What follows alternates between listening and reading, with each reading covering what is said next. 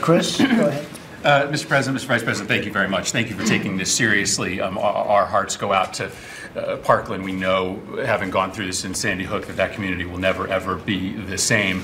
And I want to bring us back to this issue of background checks, if I could, because I think there's real opportunity. I agree. There is no other issue out there in the American public today like background checks. 97% of Americans want universal background checks. In states that have universal background checks, there are 35% less gun murders than in states that don't have them, and yet we can't get it done. There's nothing else like that, where it works, people want it, and we can't do it. But you have a different president now. Well, listen, I mean, you went through a lot of presidents and you didn't get it done. You have a different president, and I think maybe you have a different attitude too. I think people want to get it done. Well, listen, in the end, Mr. President, the reason that nothing has gotten done here is because the gun lobby has had a veto power over any legislation that comes before Congress. I wish that wasn't the case, but that is.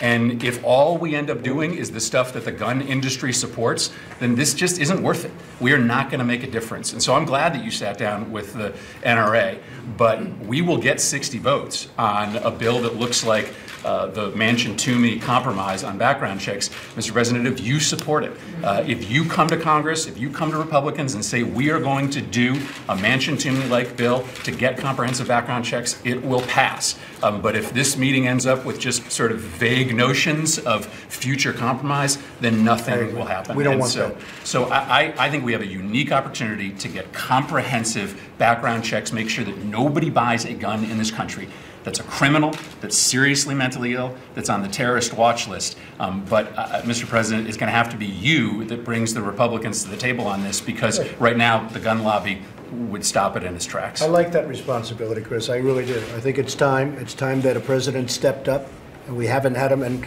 I'm talking Democrat and Republican presidents. They have not stepped up.